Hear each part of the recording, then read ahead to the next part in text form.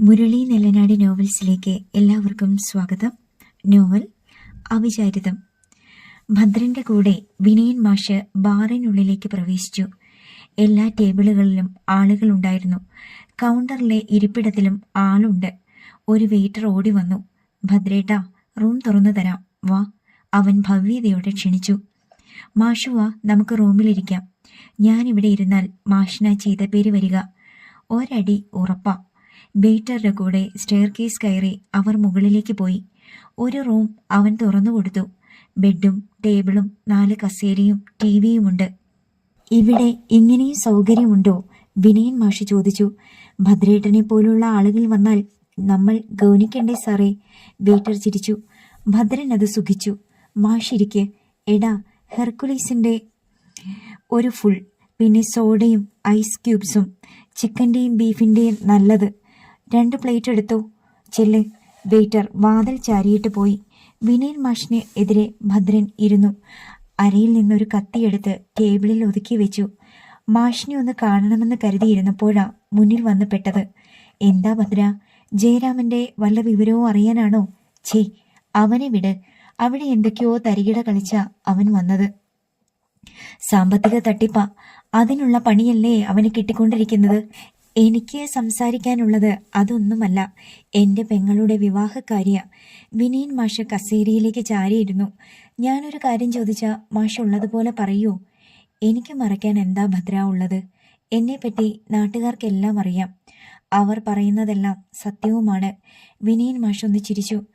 ആകെയുള്ള ബലഹീനത മദ്യം തന്നെയാ. മദ്യം രുചിച്ചു നോക്കിയോ?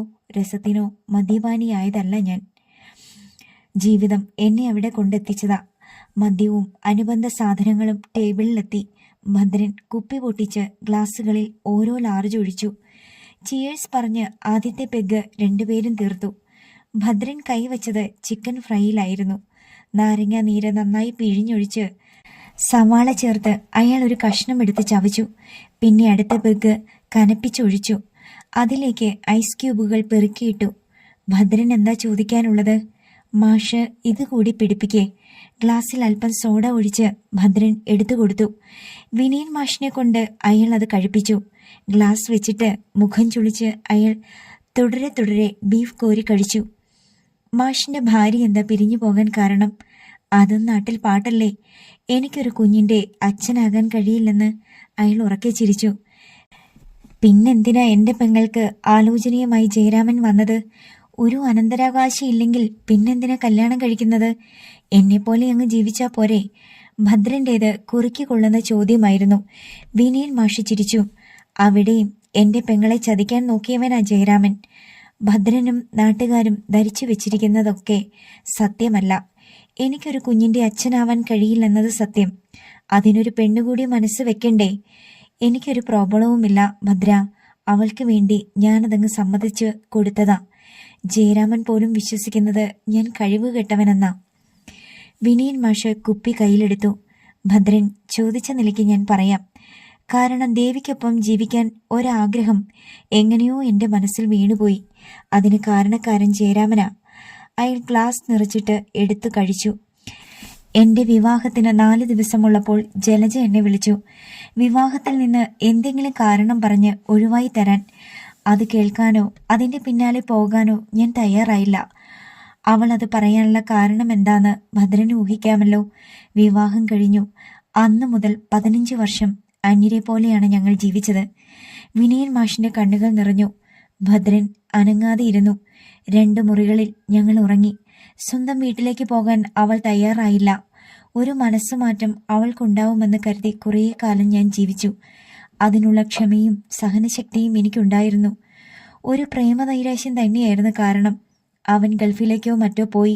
ഒരിക്കൽ 2ഉം കൽപ്പിച്ച് ഞാൻ അവളെ കടന്നു പിടിച്ചു. അവൾ എന്നോട് പറഞ്ഞതെന്താണെന്ന് അറിയണോ? അവന്റെ കുഞ്ഞിനെ അവൾ അബോർട്ട് ചെയ്തിട്ടാ വിവാഹ മണ്ഡപത്തിൽ കയറിയതെന്ന്. വിനയൻ മാഷ തല കുമ്പിട്ടു. കണ്ണുകളിൽ നിന്ന് നീർത്തുള്ളികൾ വീഴുന്നത് ഭദ്രൻ കണ്ടു. തൊടാൻ തോന്നിയില്ല എനിക്കവളെ. ഞാൻ ആദ്യം മദ്യം കഴിക്കുന്നത് അന്നാണ്. പട്ടച്ചാരായം. പിന്നെ അത് പതിവായി. തകരാറ് എനിക്കാണെന്ന് ചോദിക്കുന്നവരോടൊക്കെ അവൾ പറഞ്ഞു. തിരുത്താൻ ഞാൻ പോയില്ല. ജീവിതത്തിൽ തോറ്റിട്ട് പിന്നെ തിരുത്തിയിട്ടെന്ത് കാര്യം? ഭദ്രൻ ഗ്ലാസ്സിലേക്ക് റം പകർന്നു. അതിനിടയിൽ പട്ടാമ്പി ആമയൂര് അവൾ ഒരു വീട് പണിയാൻ തുടങ്ങി. പണി പകുതിയായിട്ടാണ് ഞാനതറിയുന്നത്. വീട് പണി കഴിഞ്ഞതോടെ അവൾ പോയി. ഒരു സെർവൻറ്റിൻ്റെ കൂടെയാ താമസം. ബന്ധുക്കളെ പോലും അവൾ അടുപ്പിച്ചില്ല. എൻ്റെ വീട്ടിൽ നിന്ന് പോയിട്ടായിരുന്നു വിവാഹമോചനം നടന്നത്. ദാഹനീര് പോലെ ഗ്ലാസ്സിലിരുന്ന മദ്യം വിനയൻ മാഷ് വലിച്ചു കുടിച്ചു. പോട്ടെ, അവൾ മാന്യമായി തന്നെ ജീവിക്കട്ടെ. അയാൾ ബീഫിൻ്റെ പ്ലേറ്റ് ഒഴിച്ചു വെച്ചു. ടിഷ്യൂ പേപ്പർ എടുത്ത് ചുണ്ടു തുടച്ച് ചുരുട്ടി വലിച്ചെറിഞ്ഞു. പിന്നീടൊരു ജീവിതത്തെപ്പറ്റി ഞാൻ ചിന്തിച്ചിട്ടില്ല. എങ്കിലല്ലേ അവളെ പ്രതിസ്ഥാനത്ത് നിർത്തേണ്ടതുള്ളൂ. കസേരയിലേക്ക് ചാരി കൈകൾ തൂക്കിയിട്ട് ഭദ്രനെ നോക്കി വിനയൻ മാഷ് ചിരിച്ചു. എരിവ് കൂടുതലാ, അതാ കണ്ണു നിറഞ്ഞു പോയത്. മനസ്സിലുള്ളത് പ്രകടിപ്പിക്കണ ശീല എൻ്റേത്. അതാ മാഷിനോട് ചോദിച്ചത്. അതെന്തായാലും നന്നായി. മാഷിനു നല്ലൊരു ജീവിതം ഉണ്ടാവും. ഏറ്റവും നല്ല മുഹൂർത്തം നോക്കി എൻ്റെ പെങ്ങളുടെ കൈ പിടിച്ച് ഞാൻ തരും. ദേവിക്കിപ്പോഴും എന്നോടൊരു താല്പര്യം ഉണ്ടായിട്ടില്ലെന്നാ ഞാൻ കരുതുന്നത്. ജയരാമൻ നിർബന്ധിച്ച് എന്നെ അവളുടെ അടുത്തേക്ക് അയച്ചതാ. സമ്മതമല്ലെന്ന് തന്നെ അവൾ പറഞ്ഞത്. അവളത് പറയാൻ തുടങ്ങിയിട്ട് കുറേ കാലമായില്ലേ. ജയരാമനെ വെച്ച് തന്നെ ഞാൻ അവളെ കൊണ്ട് സമ്മതിപ്പിക്കും. അതിനേതറ്റം പോകാനും ഞാൻ മടിക്കില്ല. ചിലതൊക്കെ ഞാൻ മനസ്സിൽ കണ്ടിട്ടുണ്ട് മാഷേ. ജയരാമനും അത് ആഗ്രഹിക്കുന്നുണ്ട്. പക്ഷേ ഇപ്പോ ഇങ്ങനെയൊരു കാര്യത്തിന് ധൃതി പിടിച്ച് ഭദ്രൻ ഒന്നും ചെയ്യരുത്. അവനൊരു കുരുക്കിൽ പെട്ടിരിക്കുക. ഭദ്രൻ നീങ്ങിയിരുന്ന് വിനയൻ മാഷിന്റെ കയ്യിൽ പിടിച്ചു. അവന്റെ പെണ്ണിന് ആരോടാ മാഷിയ കണക്ഷൻ? വിനയൻ മാഷ് ഒന്ന് പകച്ചു. എനിക്കതറിയാം. ഞാൻ അവനോട് പറഞ്ഞതാ ആളെ കാട്ടിത്തരാൻ. ഭദ്രൻ അത് കൈകാര്യം ചെയ്തോളാം. ഭദ്രന്റെ സഹായം വേണ്ടിവരും. ആളോ പേരോ പറഞ്ഞാലൊന്നും ഭദ്രന് മനസ്സിലാവില്ല. അവനെ തീർക്കണം. എന്നാലേ ജയരാമന് സ്വസ്ഥത കിട്ടൂ. അവന്റെ ജീവിതം സ്വസ്ഥമായി കഴിഞ്ഞാലേ ഒരു വിവാഹത്തിന് എനിക്ക് മനസ്സ് വരൂ. അപ്പോ അവളെ അവൻ എന്തു ചെയ്യും? കെട്ടുപ്രായം തികഞ്ഞ 2 പെൺകുട്ടികളുടെ അമ്മയായി പോയില്ലേ. കൊല്ലാൻ പറ്റുമോ? അവൾ അവിടെ കഴിയും. മക്കളുടെ ആട്ടും തുപ്പും സഹിച്ച് ബാക്കിയുള്ള കാലം. ജയരാമന്റെ മനസ്സിലിരിപ്പും അത് തന്നെയാ. ഞാൻ പിടിച്ചു നിർത്തിയിരിക്കുക ജയരാമനെ. അവനൊരു കൊലയാളിയായാൽ 2 കുട്ടികളുടെ ഭാവി തകരും. ഒന്നും വേണ്ട, അതെനിക്ക് വിട്ടേക്ക്. ചൂണ്ടിക്കാണിച്ചു തന്നാ മതി. പക്ഷേ എൻ്റെ പെങ്ങള് ഇങ്ങനെ പിന്നെയും നിന്നു പോകരുത്. ജയരാമനും ഭദ്രനും മനസ്സ് വെച്ചാൽ ഞങ്ങളുടെ വിവാഹം നടക്കാനാണോ പ്രയാസം? അത് നടന്നിരിക്കും ഭദ്ര. പൊന്നുപോലെ ദേവിയെ ഞാൻ നോക്കിക്കൊള്ളാം. ഭദ്രൻ ചിരിച്ചു. പിന്നെ എഴുന്നേറ്റ് വന്ന് വിനയൻ മാഷിനെ കെട്ടിപ്പിടിച്ചു. ഭദ്രൻ ജീവൻ തരും. എൻ്റെ പെങ്ങളൂട്ടി വിവാഹിതയായി കണ്ടാ മതി. രാത്രിയായിട്ടും ജയരാമൻ വരാതിരുന്നപ്പോൾ മൃദുലയുടെ ഉള്ളിൽ ആദി പടർന്നു. ബൈക്ക് എടുക്കാതെയാണ് പോയത്. വിനയൻ മാഷിന്റെ വീട്ടിലേക്കാവുമെന്നാണ് ആദ്യം കരുതിയത്. മുൻപ് പോയതുപോലെ കടന്നു കളഞ്ഞതാണോ? നെഞ്ചിടിപ്പോടെ മൃദുല സിറ്റൗട്ടിൽ നിന്ന് എഴുന്നേറ്റ് അകത്തേക്ക് പോയി. അമൃതയും ചാരുതയും മുറിയിൽ തന്നെയാണ്. റൂമിൽ കയറി വാതിലടച്ചിട്ട് അവൾ മഹേഷിനെ വിളിച്ചു. ജയേട്ടൻ വന്നില്ല മഹി. എനിക്ക് പേടിയാവുന്നു. കയ്യിലുണ്ടായിരുന്ന നമ്മുടെ പണവും പോയി. സ്ഥലം വിട്ടതാണോന്നാ എൻ്റെ പേടി. അന്നും അമ്മുവിനോട് വഴക്കിട്ടാ പോയത്. അത്രയും കാശ് കിട്ടാനുള്ളപ്പോൾ ഒരിക്കലും അയാൾ സ്ഥലം വിടില്ല. പണം കണ്ടെത്താനുള്ള പരിശ്രമമായിരിക്കും. നീ ധൈര്യമായിരിക്കെ. അവർക്ക് കൊടുക്കാനുള്ളതും യാത്രാ ചെലവും കൂടി നല്ലൊരു തുക വേണ്ടി വരില്ലേ? ആ സമയം നിനക്ക് എന്നെ ഒന്ന് വിളിക്കാൻ പാടില്ലായിരുന്നോ? അവരെ ഞാൻ കൈകാര്യം ചെയ്തേനെ. ആര് വന്നാലും അവർ വകവയ്ക്കില്ല മഹി. ജയേട്ടൻ കഴിവതും പിടിച്ചു നിൽക്കാൻ നോക്കിയതാ. അവരെ പിണക്കിയാലുള്ള ഭവിഷ്യത്ത് ഞാൻ പറഞ്ഞതല്ലേ. അവിടെ ചെന്നിറങ്ങിയാൽ ലോട്ടറി കിട്ടില്ലെന്ന് മാത്രമല്ല ജയിലിലും പോവും. അവർ കേസ് കൊടുക്കുമെന്ന് മണത്തറിഞ്ഞ ജയേട്ടൻ ഗൾഫിൽ നിന്ന് രക്ഷപ്പെട്ടത്. മഹേഷിന്റെ മറുപടി ഒന്നും വന്നില്ല. ഒരു വഴി നീ പറ. സിനിമയ്ക്കുള്ള പണത്തിൽ നിന്ന 65 ലക്ഷം നിന്റെ അക്കൗണ്ടിൽ ഇട്ടത്. അതും പോയി. ഷൂട്ട് മുടങ്ങുന്ന ലക്ഷണമാ കാണുന്നത്. ഞാനൊരു വഴി പറയാം. നീ കുറച്ച് പണം മറിച്ച് ജയേട്ടന് കൊടുക്കാമെന്ന് പറ. നമ്മുടെ കയ്യിലെ പണം എടുത്ത് കൊടുത്താൽ മതി. നീ കൂടി ജയേട്ടന്റെ കൂടെ ഗൾഫിലേക്ക് പോവുകയല്ലേ. ആ പണം കിട്ടിയാൽ ഉടൻ ജയേട്ടൻ തരും. ഷൂട്ടിംഗ് കുറച്ച് ദിവസത്തേക്ക് മാറ്റിവെച്ചാ പോരെ. 1.25 കോടിയൊന്നും എൻ്റെ കയ്യിലില്ല. അല്ലെങ്കിൽ തന്നെ ആ പണം മനസ്സിൽ കണ്ട് നീ എന്നോട് ചോദിക്കാൻ നിൽക്കണ്ട. ഇനിയും 2 കോടിയില്ലാതെ പടം തീരില്ല. അതാ അവസ്ഥ. എന്തെങ്കിലും ഒരു വഴി കണ്ടേ പറ്റൂ. ഗുണം നമുക്ക് 2 മാത്രമാ. അത് നീ മറക്കരുത്. മക്കൾ വെറുത്തിട്ട് നീ കൂടെ നിന്നെന്ന് ബോധ്യായ ജയേട്ടൻ ഹൃദയം പറിച്ചു തരും. നിന്നെ അത്രയ്ക്കിഷ്ടാ. ഞാനൊരു വഴി ആലോചിക്കട്ടെ. സംസാരം നിലച്ചു. അവൾ ജയരാമന്റെ നമ്പറിൽ വിളിച്ചു. എന്താ മൃദുലേ? അയാളുടെ സ്വരം വന്നു. ഞാൻ എത്ര നേരമായി വിളിക്കുന്നു. ജയേട്ടൻ എവിടെയാ? വീടെത്താറായി, നീ വെച്ചോ. ഫോൺ വെച്ചിട്ട് ആശ്വാസത്തോടെ അവൾ സിറ്റൗട്ടിലേക്ക് തിരിച്ചു വന്നു. 10 മിനിറ്റ് കഴിഞ്ഞപ്പോൾ ജയരാമൻ കയറി വന്നു. മൃദുല വാതിലടച്ചു വന്നപ്പോൾ അയാൾ ബാത്റൂമിൽ കയറി. ജയരാമൻ പുറത്തു വരുന്നതുവരെ അവൾ കട്ടിലിരുന്നു. ഡ്രസ് മാറി അയാൾ തല ചീകി. അത്താഴം എടുക്കാം, എനിക്ക് വിശപ്പില്ല. നീ ചെന്ന് കഴിച്ചിട്ട് വാ. ജയേട്ടന് വേണ്ടെങ്കിൽ എനിക്കും വേണ്ട. അയാൾ കട്ടിലിരുന്നു. കുറച്ചു പണം ഏതു വിധേനയും മറിച്ചു തരാൻ ജയേട്ടൻ മഹിയോടൊന്ന് പറ. അവന്റെ പരിചയത്തിൽ സിനിമാ പ്രൊഡ്യൂസറൊക്കെ ഇല്ലേ? നമുക്ക് അവർ ചോദിക്കുന്ന പലിശ കൊടുക്കാം. ജയരാമൻ അവളെ നോക്കി. പണം അവൻ തരാമെന്ന് സമ്മതിച്ചതായി ജയരാമൻ ഊഹിച്ചു. അവരുടെ കൂടിയാലോചനയാണ് അവളിലൂടെ പുറത്തു വന്നത്. ജയരാമൻ സ്നേഹപൂർവ്വം അവളുടെ കൈ പിടിച്ചരികിലിരുത്തി. 10-20 ലക്ഷം രൂപയാണോ? 1,10,00,000 രൂപ 5-ാം നാൾ അവർക്ക് കൊടുക്കണം. 30-ാം തീയതി ഇവിടെ നിന്ന് പോകണമെങ്കിൽ 70 ലക്ഷം കരുതണം. മൊത്തം തുക എത്രയായി? 1,80,00,000. എന്തുറപ്പിൽ ആരെങ്കിലും പണം തരും? അമ്മുവിന്റെ ഭാഷയിൽ ഞാനൊരു തട്ടിപ്പുകാരനല്ലേ? മൃദുല നിശബ്ദയായി. ഞാനൊരു കഴിവുകെട്ടവനായി നിനക്കും തോന്നുന്നുണ്ടോ മൃദുലേ? അമ്മു അത് പറഞ്ഞപ്പോൾ നെഞ്ചു പൊടിഞ്ഞുപോയി. കാര്യസാധ്യതയേക്കാൾ ഒന്നും നമ്മുടെ മക്കൾക്കില്ല. ഒന്നുകൂടി എനിക്കത് ബോധ്യപ്പെട്ടു.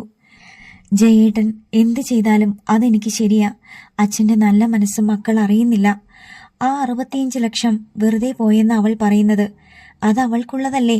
അതിന്റെ ദേഷ്യ അവൾ കാണിച്ചത്. ജയരാമൻ മൂളി. ലോട്ടറിയുടെ പണം തിരിച്ചു കൊണ്ടുവന്നേ പറ്റൂ. എന്നിട്ട് വേണം ഞാൻ ആരാണെന്ന് എന്റെ മക്കൾക്ക് മുമ്പിൽ തെളിയിച്ചു കൊടുക്കാൻ. എന്റെ കാലം വരെ ഒരു പൈസ പോലും ഞാൻ അവർക്ക് കൊടുക്കില്ലെന്ന് പറഞ്ഞത് സത്യമാ. നിന്റെ പേരിൽ തന്നെ അത് കിടക്കണം. മക്കളോടുള്ള പ്രതികാരം തന്നെയാ അത്. നിലത്ത് നോക്കിയിരുന്ന് ജയരാമൻ നിലപാട് ഉറപ്പിച്ചു. നമുക്ക് മുന്നിലൊരു മാർഗമില്ലല്ലോ ജയേട്ടാ. ഒരുത്തന്റെ മുന്നിലും ഞാനിനി കൈ നീട്ടാൻ പോവില്ല.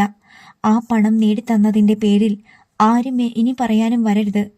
അവിടെയാണ് ഞാനും നീയും ജയിച്ചു നിൽക്കാൻ. നിനക്ക് ഞാനും എനിക്ക് നീയും മാത്രമേ ഉള്ളൂ. മക്കളൊക്കെ നമ്മളിൽ പടർന്ന ഇത്തിക്കണ്ണികളാ മൃദുലേ. ഇനി അങ്ങോട്ട് നീയും അങ്ങനെ കരുതണം. പക്ഷേ എങ്ങനെ ഇത്രയും വലിയ തുകയുണ്ടാക്കും? മൃദുലയ്ക്ക് വീർപ്പുമുട്ടി. കാസർഗോഡുള്ള കുഞ്ഞിക്കയെ ഞാൻ വിളിച്ചു. എനിക്ക് ലോട്ടറി അടിച്ച വിവരമൊക്കെ കുഞ്ഞിക്ക അറിഞ്ഞിരുന്നു. കടം വീട്ടാനും ദുബായിലേക്ക് പോകാനുമുള്ള പണം ഞാൻ വായ്പയായി ചോദിച്ചു. പണം തരാമെന്ന് കുഞ്ഞിക്ക സമ്മതിച്ചു. മൃദുലയുടെ മുഖം പൊടുന്നനെ വിടർന്നു. ഒരു ഉൾക്കുളിരിൽ അവൾ കോരിത്തരിച്ചു. കുഞ്ഞിക്ക മറ്റൊരു കാര്യം കൂടി പറഞ്ഞു. സ്വന്തമായി പണം കണ്ടെത്താൻ കഴിയാതെ വന്നാൽ മാത്രം സഹായം ചോദിച്ചു ചെന്നാൽ മതിയെന്ന്. നമുക്കതിന് കഴിയില്ലല്ലോ ജയേട്ടാ. കഴിയും മൃദുലേ. ജയരാമൻ ചിരിച്ചു. കുഞ്ഞിക്ക പറഞ്ഞപ്പോഴല്ലേ ഞാനതോർത്തത്. നമ്മൾ എന്തിന് മറ്റുള്ളവരുടെ കാല് പിടിക്കാൻ പോണം? ലോട്ടറി പണം കയ്യിൽ വന്നാൽ പിന്നെ നമ്മൾ ഇവിടെ ഒരു നിമിഷം പോലും നിൽക്കില്ല. എങ്കിൽ പിന്നെ പണം കൈപ്പറ്റാൻ പോകുന്നതിന് മുമ്പ് നമുക്ക് ഈ വീടും പറമ്പും വിറ്റാൽ പോരെ? ഇത് വിറ്റ് കടവും തീർത്ത് ബാക്കി പണം പുതിയ വീടിന് അഡ്വാൻസും കൊടുക്കാം. ഒരഗ്നിഗോളം മൃദുലയുടെ നെറുകയിൽ വന്ന് പതിച്ചു. 3 കോടി രൂപയ്ക്ക് വീടിന്റെയും പറമ്പിന്റെയും ആധാരം മുംബൈക്കാരൻ സുലൈമാൻ സേട്ടിന്റെ കയ്യിലാണ്. മൃദുലയുടെ നടുക്കമോ പരവേശമോ ഒന്നും ജയരാമൻ ശ്രദ്ധിക്കാൻ പോയില്ല. തന്റെ തീരുമാനങ്ങൾ അവളുടേത് കൂടിയാണെന്ന് സ്ഥാപിക്കുന്നതായിരുന്നു അയാളുടെ തന്ത്രം. എങ്ങനെ പോയാലും 4 കോടി രൂപ കിട്ടുമെന്ന കാര്യം ഉറപ്പാ. കടക്കാര് വന്ന് കയറിയ വിവരമൊക്കെ നാട്ടുകാരറിഞ്ഞിട്ടുണ്ട്. ഒഴുകിപ്പോയ പിടിക്കാമെന്ന് കരുതി കുറേ പേരുണ്ടാവും. പുറത്തുനിന്ന് ആരെങ്കിലും വന്ന് കിട്ടിയാൽ നമ്മൾ രക്ഷപ്പെട്ടു. തൃശ്ശൂരുള്ള 1-2 ബ്രോക്കർമാരെ കാണണം.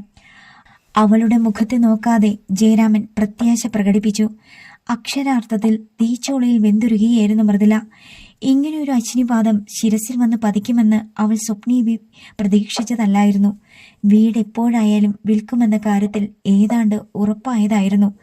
മഹിക്ക് കിട്ടാൻ പോകുന്ന 7 കോടിയിൽ നിന്ന് ആധാരം വീണ്ടെടുക്കാമെന്നായിരുന്നു തന്റെ കണക്കുകൂട്ടൽ. അതിനിടയിൽ ഇരുട്ടടി പോലെയാണ് ചിട്ടിയിൽ ചേർന്ന ആളുകൾ വന്നത്. നീ എന്താ ഒന്നും പറയാത്തത്? എന്റെ കരുത്ത് നീ മാത്രമാ. അപ്പോഴും ജയരാമൻ അവളെ നോക്കിയില്ല. അത് പിന്നെ കിടപ്പാടം വിൽക്കുകയെന്ന് പറഞ്ഞാൽ നമുക്ക് ലോട്ടറി പണം കിട്ടാൻ വല്ല താമസമോ അത് കിട്ടാതെ വരികയോ ചെയ്താൽ നമ്മൾ എന്ത് ചെയ്യും ജയേട്ടാ? കെട്ടുപ്രായമായിരിക്കുന്നു നമ്മുടെ പെൺമക്കൾ. അവരെയും കൊണ്ട് നമ്മൾ എങ്ങോട്ട് പോകും? മൃദുല ആധിയോടെ ചോദിച്ചു. നിന്റെ കഴുത്തിൽ ഒരു താലി കെട്ടി ഞാൻ കൂട്ടിക്കൊണ്ടു വരുമ്പോൾ നമ്മുടെ കയ്യിൽ എന്താ മൃദുലയുണ്ടായിരുന്നത്? ഒന്നിച്ച് പൊരുതി ജീവിക്കുമെന്ന ദൃഢനിശ്ചയം മാത്രം. ഇന്നത്തെ സ്ഥിതി അതാണോ? ആകെയുള്ള കടം 1,10,00,000 രൂപയാ. വീടും പറമ്പും വിറ്റാൽ കുറഞ്ഞത് 4 കോടി കിട്ടില്ലേ? കടം തീർത്താലും ബാക്കി വരുന്നത് ചെറിയൊരു തുകയാണോ? നമ്മൾ ആരെയടി പേടിക്കുന്നത്? ഭൂമി അല്പം കുറയുമെങ്കിലും ഇതിനേക്കാൾ നല്ലൊരു വീട് വാങ്ങാൻ നമുക്ക് കഴിയും. അതുകൊണ്ട് തന്നെ പെരുവഴിയാവുമെന്ന ഭയം നീ വിട്ടേക്ക്. പിന്നെ ലോട്ടറിയുടെ പണം, അതൊരിക്കലും കിട്ടാത്ത പണമാവില്ല. എനിക്കത് തരാൻ താല്പര്യമില്ലെങ്കിൽ അവരെന്റെ പിന്നാലെ വരുമോ? കടബാധ്യത തീർത്താൽ ആർക്കും അത് തടയാനാവില്ല. അത് നമുക്കുള്ളതാ. ജയരാമൻ ചിരിച്ചു. വീട് വിൽക്കാതെ ഒരു വഴിയില്ലേ ജയേട്ടാ? കുഞ്ഞിക്കയോടൊന്ന് പറഞ്ഞാൽ. നിന്റെ പിടച്ചിൽ കാണാൻ നല്ല സുഖമുണ്ട്. പക്ഷേ അത് ആസ്വദിക്കാൻ ജയരാമന് സമയമില്ലടി. ആ മുഹൂർത്തം വരുമ്പോൾ നിന്റെ മുന്നിൽ ഞാൻ പൊട്ടിച്ചിരിക്കും. കുഞ്ഞിക്ക തന്നെ ഇക്കാര്യം ഇങ്ങോട്ട് പറഞ്ഞ നിലയ്ക്ക് ഇനി ചെന്ന് കെഞ്ചുന്നത് എങ്ങനെ? ഞാനൊരു വക്രബുദ്ധിക്കാരനാണെന്നല്ലേ കരുതൂ? ഇനി ഈ നാട്ടിൽ ജീവിക്കാൻ എനിക്ക് കഴിയില്ലെന്ന് കുഞ്ഞിക്കയ്ക്ക് അറിയാം. എല്ലാ വഴിയും അടയുമ്പോൾ മാത്രം നീ എൻ്റെ അടുത്തേക്ക് വാ. ഞാൻ നിന്നെ സഹായിക്കാമെന്ന് പറഞ്ഞ കോൾ വച്ചത്. എൻ്റെ വഴി അടയാത്ത നിലയ്ക്ക് ഇനി പണം ചോദിക്കാൻ പറ്റില്ല. അവസാന വാചകം ജയരാമൻ ഊന്നിയാണ് പറഞ്ഞത്. വഴിയടഞ്ഞാൽ ജയരാമന് 30 കോടി വാങ്ങിത്തരാൻ ആളുണ്ട്. മൃദുല മൗനം അവലംബിച്ചു. വീടും പറമ്പും നഷ്ടപ്പെട്ട വിവരം ജയേട്ടൻ അറിഞ്ഞാൽ ഒരു പൊട്ടിത്തെറി ഉണ്ടാവും. താൻ പുറത്താവും. എല്ലാം നഷ്ടപ്പെട്ടവളായി കഴിഞ്ഞിരിക്കുന്നു താൻ. സമൂഹവും മക്കളും മാറി മാറി മുഖത്ത് തുപ്പും. അമ്മു അതിന് മടിക്കില്ല. ജയേട്ടന് നഷ്ടമാവുന്നത് 4 കോടി മതിപ്പുവില പറയുന്ന വീടും പറമ്പും മാത്രം. കിട്ടാൻ പോകുന്നത് 30 കോടി. തന്റെ സ്ഥാനത്ത് ദേവി പാർവതി കൂടി വന്നാൽ വിജയം മാത്രമേയുള്ളൂ. മക്കളും ജയേട്ടന്റെ പക്ഷത്തേക്ക് പോകും. ഇന്നലെ വരെ നല്ല കുടുംബിനിയായി ജീവിച്ച താൻ അബദ്ധസഞ്ചാരിണിയായി മുദ്രകുത്തപ്പെടും. സിനിമ മുന്നോട്ട് കൊണ്ടുപോകാൻ കഴിയാതെ കൈകാലിട്ടടിക്കുകയാണ് മഹി. ഞരമ്പുകൾ വലിഞ്ഞു മുറുകി തല പൊട്ടിത്തെറിക്കുമെന്ന് മൃദുലയ്ക്ക് തോന്നി. കിടപ്പാടം ഇല്ലാതായി പോകുമെന്ന വേവലാതി നിനക്ക് വേണ്ട. പുതിയ വീടിന് അഡ്വാൻസ് കൊടുത്തിട്ടേ ഞാനും മഹിയും അബുദാബിക്ക് പോകൂ. അല്ലെങ്കിൽ തന്നെ എങ്ങനെയാണ് മൃദുലെ നമ്മൾ ഇനി ഇവിടെ താമസിക്കുക? തട്ടിപ്പുകാരനായിട്ട് ആളുകൾ എന്നെ കാണൂ. കുട്ടികൾക്ക് പുറത്തിറങ്ങി നടക്കാൻ വയ്യാതായി. എത്ര പണമുണ്ടെങ്കിലും ഒരു വിലയും ഇല്ലാതാവും. അത് സത്യമല്ലേ? മൃദുലയ്ക്ക് മൂളാനേ കഴിഞ്ഞുള്ളൂ. ഒരുത്തന്റെയും മുന്നിൽ ചെന്ന് യാചിക്കാതെ നമുക്ക് കാര്യം സാധിക്കണം. ഇതുവരെയും എനിക്ക് ലോട്ടറി അടിച്ച വിവരം നാട്ടിൽ ആരും അറിഞ്ഞിട്ടില്ല. കടം തീർക്കാൻ ജയരാമൻ വീടും പറമ്പും വിറ്റ് സ്ഥലം വിടുകയാണെന്നേ ആളുകൾ അറിയൂ. നീ കിടക്ക്. നാളെ മഹിയോട് കൂടിയാലോചിച്ച് നീങ്ങണം. ജയരാമൻ നീണ്ടു നിവർന്ന് കട്ടിലിൽ കിടന്നു. ലൈറ്റ് അണച്ചിട്ട് മൃദുല വന്ന് അരികിൽ പറ്റി കിടന്നു. ഇനി നീ രക്ഷപ്പെടുന്നത് എങ്ങനെയാണെന്ന് എനിക്ക് അറിയണമടി. നീ ഇറങ്ങിച്ചെന്നാൽ അവൻ നിന്നെ കയ്യേൽക്കുമെന്ന ഭയം എനിക്കില്ല. നിനക്കൊരു ജീവിതം തരാമെന്ന് മോഹിപ്പിച്ച് നിന്റെ പണം കൊണ്ട് മറ്റൊരുത്തിയെ സ്വന്തമാക്കാൻ സിനിമ പിടിച്ചവനാ അവൻ. നിനക്കുള്ള വഴി ഞാനിതാ തുറന്നു തന്നിരിക്കുന്നു. 30 കോടിയുടെ കിലുക്കത്തിൽ മോഹിച്ച് അവൻ ആധാരം വീണ്ടെടുത്ത് തരുമോ എന്ന ജിജ്ഞാസ മാത്രമേ ഇനിയുള്ളൂ. അത് നിന്റെ മിടുക്കുപോലെ ഇരിക്കും. പക്ഷേ എനിക്ക് ആ പ്രതീക്ഷയില്ല. മൃദുലയും ചിന്തിക്കുകയായിരുന്നു. എങ്ങനെയും പണം കണ്ടെത്തി ആധാരം തിരിച്ചെടുക്കണം. അതെത്രയും പെട്ടെന്ന് വേണം. വീട് നോക്കാൻ ആളുകൾ വന്നു തുടങ്ങിയാൽ ആധാരം വാങ്ങി നോക്കും. അതെടുത്ത് തരാൻ ജയേട്ടൻ പറഞ്ഞാൽ തീർന്നു. മഹിയെ നേരിൽ കണ്ടേ പറ്റൂ. ജയരാമൻ ഉറങ്ങിയെന്ന് ഉറപ്പുവരുത്തിയിട്ട് മൃദുല ഫോൺ എടുത്തു. മഹേഷിന്റെ വാട്സാപ്പിലേക്ക് അവൾ തുരുതുരെ മെസ്സേജ് ടൈപ്പ് ചെയ്ത് അയച്ചുകൊണ്ടിരുന്നു. ഇടയ്ക്കിടെ അവൾ തിരിഞ്ഞ് അയാളെ നോക്കും. ജയരാമൻ ഉറക്കം നടിച്ചു കിടന്നു.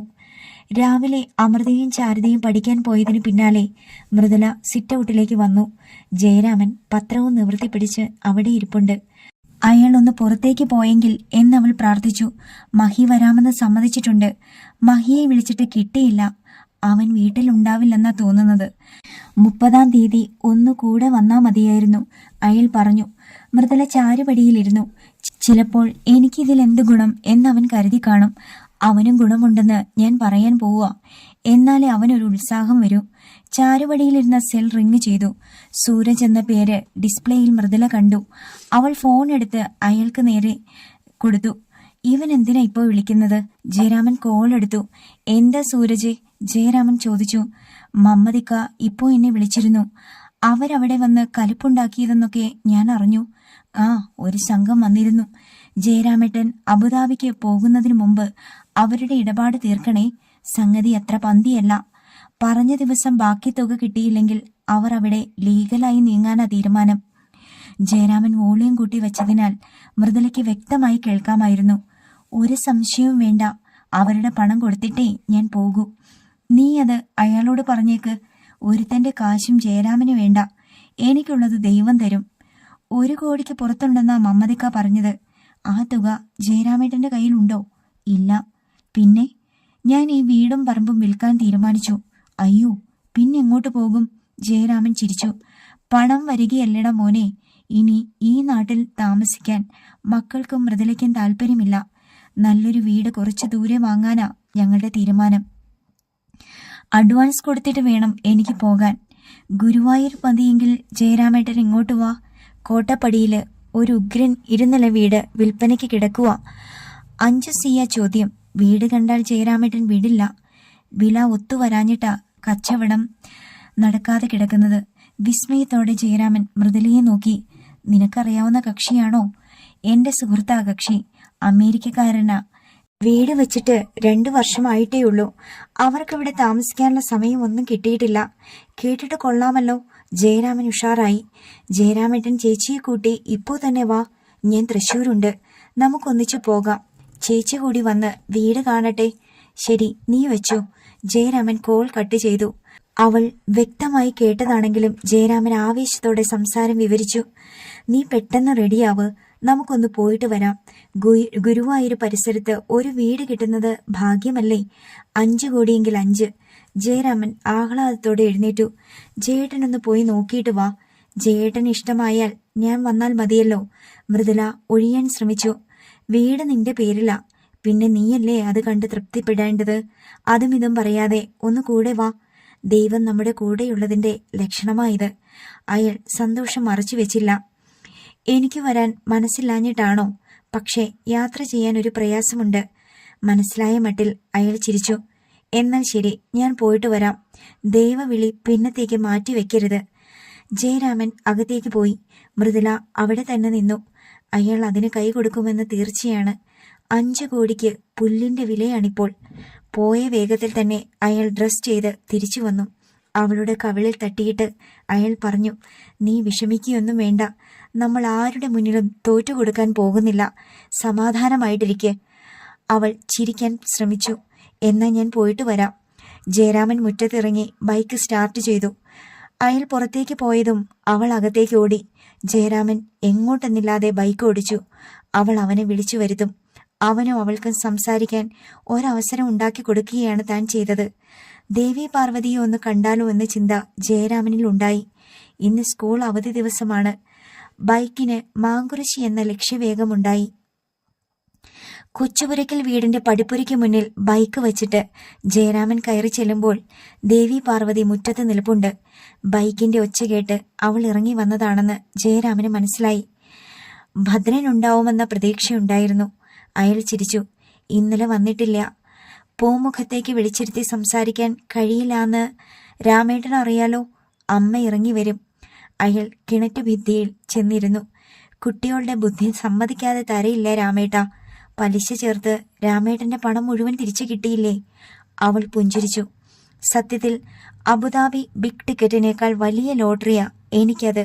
സഞ്ജു, അവനൊരു ആൺകുട്ടിയെ ദേവി. അവന്റെ തിരക്കഥയ്ക്കൊപ്പം അഭിനയിക്കുക ഞാൻ. എല്ലാ അമ്മു എന്നെ വിളിച്ചു പറയാറുണ്ട്. പുതിയ കരുനീക്കം വിജയിക്കുമെന്ന് രാമേട്ടന് തോന്നുന്നുണ്ടോ? ദേവിക്കോ? അയാൾ തിരിച്ചു ചോദിച്ചു. ഇതിൽ എനിക്കൊരു പ്രതീക്ഷയുമില്ല. വീട് പണയപ്പെടുത്തിയ പണം കയ്യിലുള്ളതുകൊണ്ടാണ് മൃദുലയുടെ അക്കൗണ്ടിലുണ്ടായിരുന്ന മുഴുവൻ പണവും രാമേട്ടന് കിട്ടിയത്. ഇനി വീടും സ്വത്തും തിരിച്ചെടുക്കണമെങ്കിൽ 3 കോടി മഹിയുടെ കയ്യിലുണ്ടാവണം. അതിലും കൂടുതൽ വാങ്ങിയോന്ന് ആർക്കറിയാം? മൃദുലയുടെ അക്കൗണ്ടിൽ മാത്രം വന്നതാണ് 3 കോടി. ആ കണക്ക് വെച്ച രാമേട്ടൻ മുന്നോട്ട് പോകുന്നത്. ജയരാമൻ മൂളി. ആ പണം ഏറെക്കുറെ മഹി ചെലവഴിച്ചില്ലേ? പിന്നെ എവിടുന്നെടുത്ത് തരാനാ? നമ്മൾ അങ്ങനെയൊരു വശം കൂടി നോക്കണ്ടേ? ദേവി പറഞ്ഞത് ശരിയാണ്. പക്ഷേ ഇങ്ങനെയൊരു നീക്കത്തിന് സഞ്ജു പറഞ്ഞപ്പോൾ കൂടെ നിന്നു കൊടുക്കുകയാണ് ചെയ്തത്. സത്യം പറഞ്ഞാൽ വീടും മണ്ണും കൈവിട്ടു പോയെന്ന് തന്നെയാണ് ഞാൻ വിശ്വസിക്കുന്നത്. 65 ലക്ഷം രൂപ കൂടി മതി എനിക്കും എൻ്റെ മക്കൾക്കും ജീവിക്കാൻ. ദൈവം നിശ്ചയിച്ചതാ. സന്തോഷത്തോടെ ഞാനത് കൈപ്പറ്റി. അയാൾ മന്ദഹസിച്ചു. ഞാനത് പറഞ്ഞത് രാമേട്ടന് നിരാശയുണ്ടാവരുതെന്ന് കരുതിയിട്ടാ. എനിക്കത് മനസ്സിലാക്കാൻ കഴിയും. ഈ നീക്കത്തിന് സഞ്ജു പ്രേരിപ്പിച്ചപ്പോ ഇതൊരു കലാശക്കൊട്ടായിട്ടേ എനിക്ക് തോന്നിയിട്ടുള്ളൂ. ഞങ്ങളുടെ ജീവിതത്തിൽ നിന്ന് അവളെ പറിച്ചു കളയാൻ ഇത് ഉപകാരപ്പെടും. മക്കളെയും കൂട്ടി ഞാൻ അവിടെ നിന്നിറങ്ങാൻ ഇനി ഏതാനും ദിവസങ്ങൾ മാത്രം. അവൾ പണയപ്പെടുത്തിയ വീട്ടിൽ അവൾ തനിച്ചാവും. അവൻ പിടികൊടുക്കില്ല. ഒന്നുകിൽ അവൾ സ്ഥലം വിട്ട് ഏതെങ്കിലും തെരുവിൽ ചെന്നടിയും, അല്ലെങ്കിൽ ഒരു മുഴം തുണിയിൽ ജന്മമൊടുക്കും. രാമേട്ടാ, പതർച്ചയോടെ ദേവി പാർവതി വിളിച്ചു. മനസ്സ് നൊന്ത് തന്നെയാ ഞാൻ പറഞ്ഞു പോയത്. എന്നെ വിശ്വസിച്ച് കൂടെ വന്ന പെണ്ണല്ലേ, എനിക്ക് വേദന ഇല്ലാതിരിക്കുവോ? എന്തൊക്കെ സാഹചര്യം ഒത്തുവന്നെങ്കിലും തെറ്റ് ചെയ്യാൻ അവൾക്ക് എങ്ങനെ മനസ്സു വന്നു? സാഹചര്യത്തെ പഴിക്കുമ്പോൾ കടന്നു പോകുന്ന അവസ്ഥയെ കൂടി നമ്മൾ പരിഗണിക്കണം. അവൾക്ക് എന്ത് കുറവാ ഞാൻ വരുത്തിയത്? ദേവി പാർവതി നിശബ്ദയായി നിന്നു. എന്തു പ്രലോഭനമുണ്ടായാലും അവൾ ആ തെറ്റ് ചെയ്യാൻ പാടുണ്ടോ? വിവാഹം കഴിഞ്ഞ് ഒരു കുഞ്ഞ് പിറന്നിട്ട് എത്രയോ ഭാര്യമാർക്ക് ഭർത്താവിനെ നഷ്ടപ്പെടുന്നു. അതിലേറെ പേരും കുഞ്ഞിനു വേണ്ടി ജീവിക്കും. ചിലർ പുനർവിവാഹം ചെയ്യും. അതിനൊരു അന്തസ്സുണ്ട്. ഇതങ്ങനെയാണോ? ദൈവശിക്ഷ അനുഭവിക്കാതെ പറ്റില്ല ദേവി. വല്ലാത്തൊരു നൊമ്പരം തന്നെ. നിങ്ങളുടെ കാര്യത്തിൽ ഒരു തീരുമാനം ഉടനെ വേണം. ഞാനത് പറയാനുള്ള കാരണം അറിയാലോ. ഞാൻ മൃദുലയെ ഒഴിവാക്കുന്നത് ദേവിയെ മനസ്സിൽ കണ്ടാണെന്ന്. ഒരപവാദ കഥ ആരും പറയരുത്. എന്നെ എന്തിനാ നിങ്ങൾക്കിടയിലേക്ക് വലിച്ചിഴക്കുന്നത്? രാമേട്ടന്റെ സ്വസ്ഥതയ്ക്ക് ഞാൻ ബലിയാടായി നിന്ന് തരണോ? അതാണോ രാമേട്ടൻ ഉദ്ദേശിക്കുന്നത്? ആ ചോദ്യത്തിന് മുന്നിൽ ജയരാമൻ വിളറിപ്പോയി. ഞാൻ എങ്ങനെ ജീവിക്കണമെന്ന് നിശ്ചയിക്കുന്നത് ഞാനാ. എന്റെ മരണം വരെ ഞാൻ ഇങ്ങനെ തന്നെ ജീവിക്കും. ദയവായി എനിക്കൊരു ജീവിതമുണ്ടാക്കി തരാൻ രാമേട്ടൻ വരരുത്. എന്റെ മനസ്സിൽ രാമേട്ടനുള്ള വില ഇല്ലാതായി പോവും. ജയരാമന്റെ ഹൃദയത്തിലൂടെ ഒരു പോറൽ വരഞ്ഞുപോയി. രാമേട്ടൻ ഇപ്പോ മക്കളുടെ പിന്തുണയുണ്ട്, സമ്പാദ്യമുണ്ട്. കുട്ടികൾക്ക് ആരുമില്ലാതായി പോവുമെന്ന പേടിയേ വേണ്ട. ആ പേടി മനസ്സിലുണ്ടായിട്ടല്ലേ വിനയൻ മാഷിന്റെ ആലോചനയുമായി വന്നത്. ഇനി അതിന് പ്രസക്തിയില്ലെന്ന് രാമേട്ടൻ അറിയണം. എനിക്ക് ജീവിക്കാൻ ഞാൻ പഠിപ്പിക്കുന്ന കുട്ടികളും വീട്ടിൽ വന്നാൽ ഈ ചെടിയും പൂക്കളും തന്നെ ധാരാളം. ഭംഗിയായി അവൾ ചിരിച്ചു. മറുവാക്കില്ലാതെയായി അയാൾക്ക്. നമ്മൾ രണ്ട് സമാന്തര രേഖകൾ തന്നെയാ. എന്നും അതങ്ങനെ തന്നെ തുടരും. പോകുന്ന വഴിക്ക് നോക്കി ചിരിക്കാം, കുശലം പറയാം. എനിക്കത് സുഖമുള്ള യാത്രയാ. ഇനി ഇതും പറഞ്ഞ് ഞാൻ ദേവിയുടെ മുന്നിലേക്ക് വരില്ല. ഭദ്രേട്ടൻ വിനയൻ മാഷിനെ പറ്റി ചില കാര്യങ്ങളൊക്കെ പറഞ്ഞു. രാമേട്ടൻ കൂട്ടുകാരനെ പറ്റി ധരിച്ചു വെച്ചിരിക്കുന്നത് പോലെയല്ല കാര്യങ്ങൾ. ഒരു കുഞ്ഞു പിറക്കാത്തത് വിനയൻ മാഷിന്റെ തകരാറുമല്ല. ഭദ്രൻ പറഞ്ഞ കാര്യങ്ങൾ അവൾ വിവരിച്ചു. അവൻ എന്നോടിതുവരെ ഇക്കാര്യമൊന്നും പറഞ്ഞിട്ടില്ല. ജയരാമൻ അമ്പരന്നിരുന്നു. രാമേട്ടൻ വന്നിറങ്ങിയതു മുതൽ സ്വന്തം പ്രശ്നങ്ങളിലായിരുന്നില്ലേ? ഒരുപക്ഷെ മനസ്സ് തുറക്കാൻ വിനയൻ മാഷും താല്പര്യപ്പെട്ട് കാണില്ല. വർഷങ്ങൾ കുറെ കഴിഞ്ഞു പോയതല്ലേ. ജലജ ടീച്ചർ പട്ടാമ്പിയിലാ തനിച്ച് താമസം. അവരെ കൂട്ടി യോജിപ്പിക്കാൻ രാമേട്ടൻ ശ്രമിക്കണം. ഇനിയൊരു കൂട്ട് വേണമെന്ന തോന്നൽ ഒരുപക്ഷെ അവരുടെ മനസ്സിൽ വന്ന് വീണിട്ടുണ്ടെങ്കിലോ? ഒരു നിമിഷത്തെ ആലോചനയ്ക്ക് ശേഷം ജയരാമൻ തലയാട്ടി. ദേവി പറഞ്ഞത് ശരിയാ. ഇപ്പോഴത്തെ എന്റെ പ്രശ്നങ്ങളൊക്കെ ഒന്ന് തീരട്ടെ. ഞാൻ ചെന്ന് അവരെ കാണാം. അവർക്കൊരു മനസ്സ് വന്നിട്ടുണ്ടെങ്കിൽ കൂട്ടിച്ചേർക്കണം. വിനയനോട് ഞാനിതേപ്പറ്റി ഇപ്പോൾ സംസാരിക്കില്ല.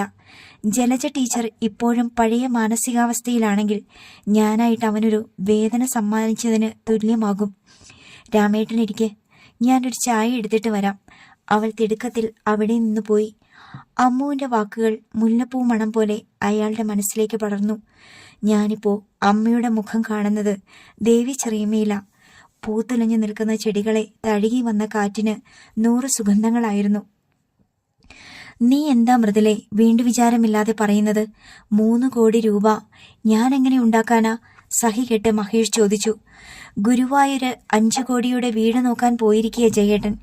വീട് ഇഷ്ടമായാൽ നാളെ എന്നെയും നിന്നെയും കൂട്ടിപ്പോവും.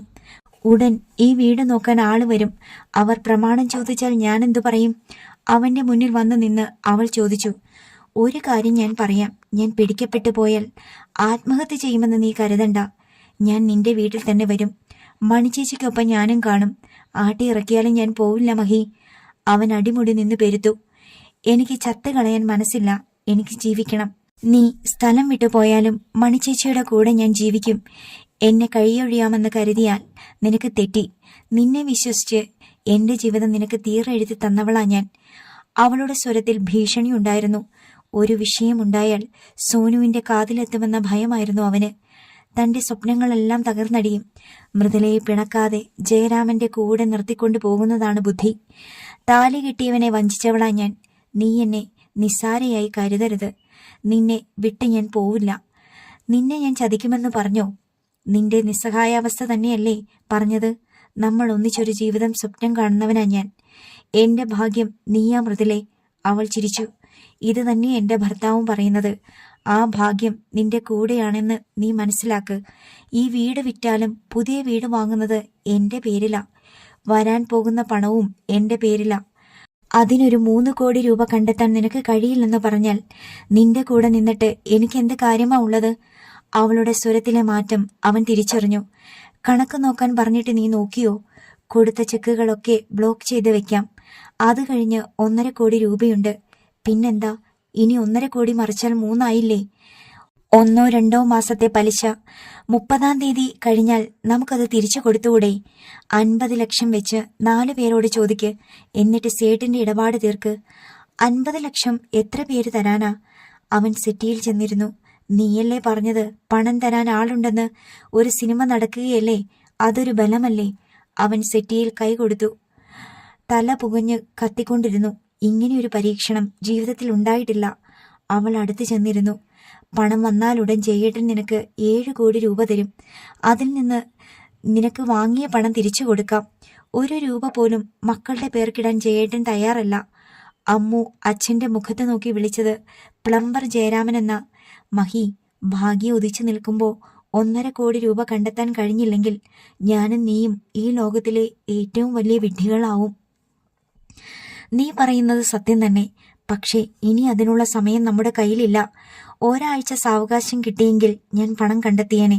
ആ ഹീറോയിന്റെ അമ്മ സിനിമയ്ക്ക് പാർട്ട്ണർ ആവാമെന്ന് പറഞ്ഞ് നിന്നെ സമീപിച്ച കാര്യം നീ എന്നോട് പറഞ്ഞില്ലേ? 1.5 കോടി അവരുടെ കയ്യിൽ നിന്ന് വാങ്ങ്. പാർട്ട്ണർ ആക്കുകയോ 5-ാം തീയതി അത് തിരിച്ചു കൊടുക്കുകയോ ചെയ്യാം. സിനിമയൊന്നുമല്ല നമുക്ക് വലുത്. അവർ പറഞ്ഞിരുന്നു. കോ പ്രൊഡ്യൂസർ ആവുകയാണ് അവരുടെ ഉദ്ദേശം. അവൾ അവനോട് കൂടുതൽ ഇഴുകി ചേർന്നിരുന്നു. എന്തായാലെന്താ, നമുക്ക് നമ്മുടെ കാര്യം നടക്കണം. ഷൂട്ട് മാറ്റിവെച്ച നിലയ്ക്ക് സാമ്പത്തിക പ്രശ്നമെന്ന് നീ അവരോട് പറ. പടം ഇറങ്ങേണ്ടത് അവരുടെ കൂടി ആവശ്യമാണ്. ആ സ്ത്രീ പണം തരും. നമുക്ക് സുഖിച്ച് ജീവിക്കേണ്ടേ മഹി? അവൾ അവന്റെ കയ്യിൽ മുറുകെ പിടിച്ച് വികാരവതിയായി. ഒരു ബിന്ദുവിൽ അവന്റെ നോട്ടം കേന്ദ്രീകരിച്ചു. യെസ്, ഭാമിനി. മൃദുല മഹേഷിന്റെ മുഖം പിടിച്ചു തിരിച്ചു. നീ എന്താ ഒന്നും പറയാത്തത്? ഞാനും അതേപ്പറ്റി ആലോചിക്കുകയാണ്. കുറച്ച് പണമിറക്കാനുള്ള സ്ഥിതിയൊക്കെ ഭാമിനിക്കുണ്ടോ? മിക്കവാറും അഭിനയിക്കാൻ പെൺമക്കളെയും കൊണ്ടിറങ്ങുന്നവരൊക്കെ പട്ടിണിയും പരിവട്ടവും ഉള്ളവരും സിനിമയിൽ നിന്ന് 10 കാശുണ്ടാക്കി ആർഭാട ജീവിതം മോഹിച്ചുമല്ലേ വരുന്നത്? മൃദുല പരിഹാസ രൂപേണ പറഞ്ഞു. സോനുവിന്റെ കാര്യം അതുപോലെയല്ല. അവർ കോഴിക്കോട്ടുകാരാ. നല്ല സാമ്പത്തികവുമുണ്ട്. അഭിനയിക്കുക എന്ന മോഹം ഒന്നുകൊണ്ട് മാത്രമാ ഫീൽഡിലേക്ക് വന്നത്. നമ്മുടെ സിനിമയുടെ കഥ കേട്ടിട്ട് പിന്നീട് അവൾക്ക് വന്ന 6-7 ചിത്രങ്ങൾ വേണ്ടെന്ന് വെച്ചു. അതിൽ ചന്ദ്രദാസിന്റെ പടം വരെയുണ്ട്. ഫസ്റ്റ് എൻട്രിയിൽ തന്നെ സംസ്ഥാന അവാർഡോ അതിനപ്പുറം ദേശീയ അവാർഡോ അവൾ പ്രതീക്ഷിക്കുന്നുണ്ട്. അതുപോലെ ആ പെർഫോമൻസ്. മൃദുല ചിരിച്ചു. പിന്നെ നീ ഒന്നുകൊണ്ടും ടെൻഷൻ ആവണ്ട. 1.5 കോടി അവർ ഇറക്കുക തന്നെ ചെയ്യും. അവരും കോ പ്രൊഡ്യൂസർ ആയിക്കോട്ടെ. അവൻ മൂളി. ഭാമിനി പണമിറക്കാമെന്ന് മകളെ വിട്ട് പറഞ്ഞതാണ്. അന്നത് വേണ്ടെന്ന് വെച്ചത് സോനു കയ്യിൽ നിന്ന് വഴുതി പോകുമെന്ന് ഭയന്നാണ്. ഇനി ആ പ്രശ്നമില്ല. കൊടൈക്കനാലിൽ വെച്ചും ഒറ്റപ്പാലത്ത് വെച്ചും 2 രാത്രികളാണ് മമ്മിയുടെ അറിവോടെ അവൾ തന്റെ കൂടെ ശയിച്ചത്. എന്താടാ പിന്നെയും? മൃദുല അവന്റെ ചുമലിൽ തട്ടി. ഞാൻ ആലോചിക്കുന്നത് മറ്റൊന്നാ. കത്തിച്ചു വിട്ടതുപോലെ അബുദാബിക്ക് ചെന്നിട്ട് ആ പണം കിട്ടാൻ എന്തെങ്കിലും താമസമോ അതെ കിട്ടാതെ വരികയോ ചെയ്താൽ യുടെ ബജറ്റിൽ നിന്ന് 1.5 കോടിയും 1.5 കോടി കടവും വാങ്ങിയാണ് നമ്മൾ ഈ കളിക്കിറങ്ങുന്നത്. മനസ്സിലുള്ളത് അവൻ തുറന്നു പറഞ്ഞു. അതായിരുന്നില്ലേ നിന്റെ ചിന്ത? നിനക്ക് സേഫ് ആവണം. എനിക്കെന്തു പറ്റിയാലും നിനക്കതൊരു വിഷയമല്ല. മൃദുലയുടെ മട്ടുമാറി. ഞാൻ അങ്ങനെ ഉദ്ദേശിച്ചല്ല പറഞ്ഞത്. ജയരാമന് കിട്ടാൻ പോകുന്ന പണം കിട്ടാതെ വന്നാൽ നമുക്ക് രക്ഷപ്പെടാനുള്ള ഏക വഴി സിനിമയാണ്. നീ പിടിക്കപ്പെട്ടു കഴിഞ്ഞാൽ എന്തിനു ഭയക്കണം? നമ്മൾ സ്ഥലം വിടും, അന്തസ്സായി ജീവിക്കുകയും ചെയ്യും. പടം ഉദ്ദേശിച്ച പോലെ വിജയിച്ചില്ലെങ്കിലോ? തീർന്നില്ലേ? എന്റെയോ നിന്റെയോ കയ്യിൽ 10 പൈസയുണ്ടോ? ഇതിപ്പോ കോടികളാ വന്നു മറിയുന്നത്. പണമില്ലാതായ നമ്മുടെ ബന്ധത്തിന് വരെ ഉളിച്ചിൽ തട്ടും. ഞാൻ ഇങ്ങനെയൊരു പരീക്ഷണത്തിനില്ല, അവൾ തീർത്തു പറഞ്ഞു. അവൻ മിണ്ടാതിരുന്നു. ജയേട്ടന്റെ മുന്നിലുള്ള ഏക പ്രശ്നം ചിട്ടിയുടെ ഇടപാട് തീർക്കുക മാത്രമാണ്. ലോട്ടറി പണത്തിന്റെ കാര്യത്തിൽ ഒരു സംശയവും വേണ്ട. അവിടെ ചെല്ലുന്ന താമസമേയുള്ളൂ. നീ അതേപറ്റി അന്വേഷിക്കാമെന്ന് പറഞ്ഞതല്ലേ? ഞാൻ ചിലരോടൊക്കെ ചോദിച്ചു. നെറുക്കെടുപ്പിൽ വിജയിച്ച പണം കിട്ടാൻ തടസ്സമൊന്നുമില്ല. കുറച്ച് ലേറ്റായാലും അത് കിട്ടുമെന്നാ അറിഞ്ഞത്. ടാക്സിന്റെ കാര്യത്തെപ്പറ്റി അവർക്ക് വിവരമില്ല. സംശയം തീർന്നല്ലോ. നീ ഇന്ന് തന്നെ ചെന്ന് ഭാമിനിയെ കാണ്. ഫിനാൻസ് ചെയ്യാൻ സമ്മതം പറഞ്ഞ ആൾ മാറിക്കളഞ്ഞെന്ന് പറഞ്ഞാൽ മതി. മഹേഷ് എഴുന്നേറ്റു. സംശയം അവന്റെ മുഖത്ത് നിഴലിച്ചു. മുഴുവൻ പണവും അയാൾ നിന്റെ അക്കൗണ്ടിലിടുമെന്ന കാര്യം ഉറപ്പല്ലേ? ചിരിച്ചുകൊണ്ട് അവൾ എഴുന്നേറ്റു. മൃദുലയുടെ അക്കൗണ്ടിൽ കിടന്നാലേ പണം ഇരട്ടിക്കൂ എന്ന വിശ്വാസ ജയേട്ടന്.